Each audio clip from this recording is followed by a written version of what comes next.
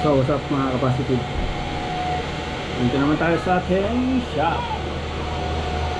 Ayan o, mga dumadaan dito. Ayan o. So our video for today, medyo maingay talaga doon sa ano, gumagawa sa kapitbahay. Our video for today is gagawa tayo ng t-shirt. Ayan o.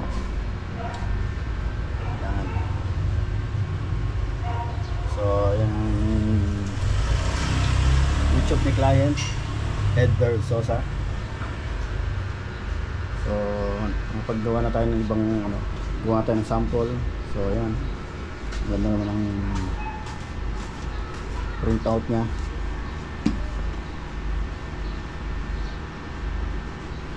Malinaw, pero sample pa lang yan. Bali 22 pieces na t-shirt ang gagawin natin. Ito ang ating sublimation printer. Kasi ito yung ating heat press. So ang gagawin natin muna, magpiprint muna tayo ng mga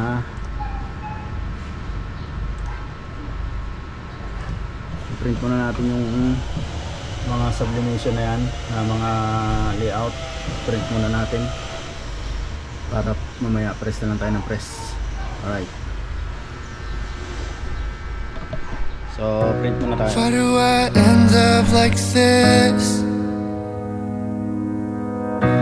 Waiting by the phone like you'll call me again. I've been down low ever since, and I don't know how long it's been. Days pass by like it's hours. Sweet memories turning sour. And yeah, I said that I'd forget all these memories in my head, but it's the only thing I have left. I keep my hopes up, one day you'll show up. So tapos na natin yung print, no? Lahat. Ayan, patuloy na natin. So dalawa yan sa isang papel para maya diretso na tayo. Yung pangharap yung sa harapan. So baliktad yan pag hindi na sa damit. Hindi na sa baliktad, naka-mirror siya. Ayan. So halit, patuloy muna natin. So tapos na tayo mag-cut ng mga print out natin. Ito yung mga damit natin na lalagyan ng tatak, yung binili natin sa Binondo nakaraan.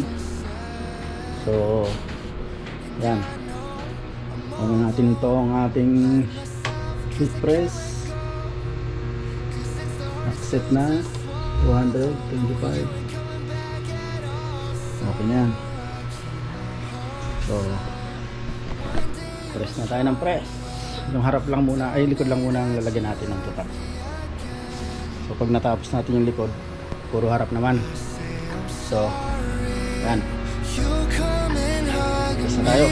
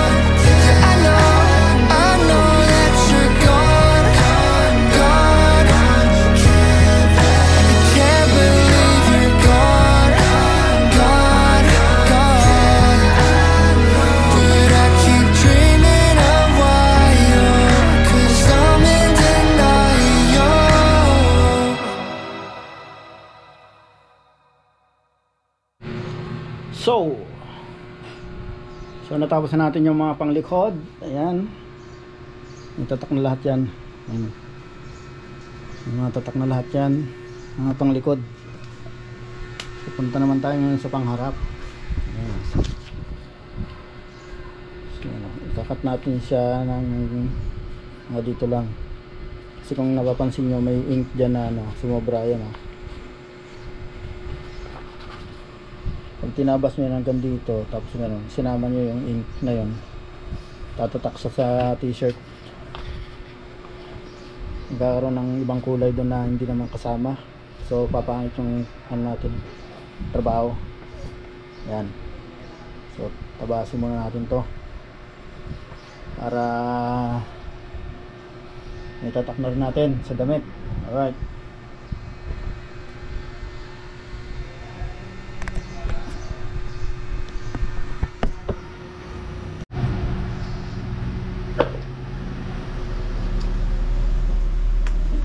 Ay, Kanino Gcash yung ginamit nyo? ay Nubi. Saan nyo galing? Okay, ano? Ayun. Okay.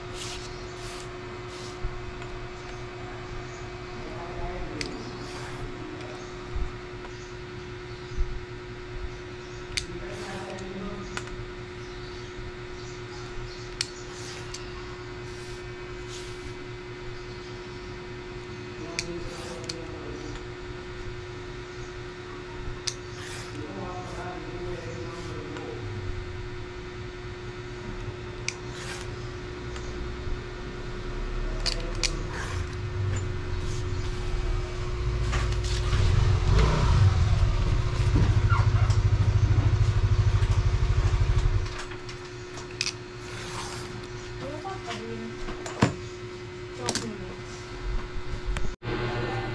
So yun tinatakan na natin ng pangharap. Yun Liit lang naman yung sa harapan. Quality pa rin. Diba?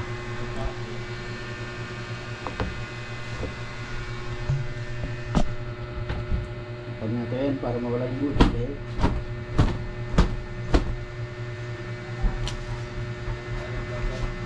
Linaw.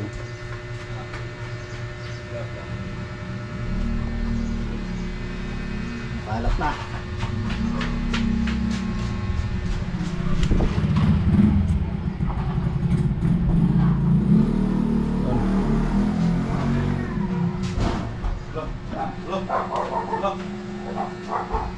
Init.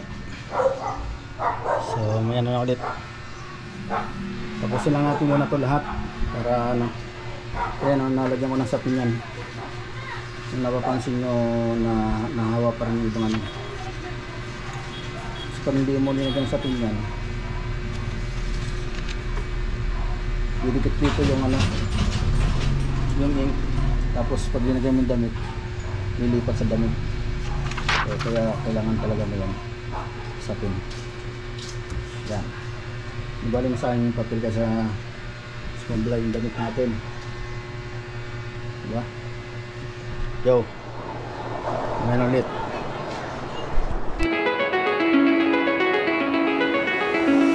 It's calling me like the rainbow. It's calling me like the rainbow. The rainbow.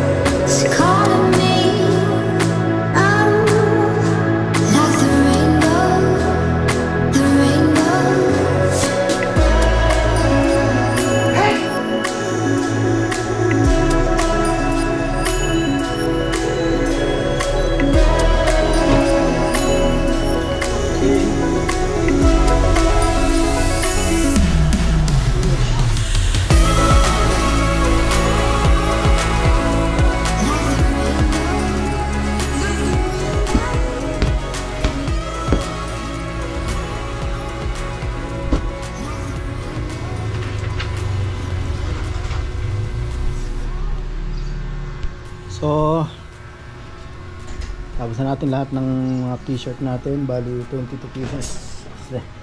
Nakagulat ng electric pa na to. Medyo quality naman ang ating print. Yan o.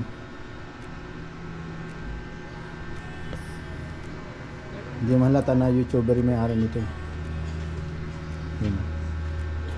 Kaya, so nandito na lang ang ating video for today. So abangan na lang next vlog. Kita-kits na lang ulit. See you.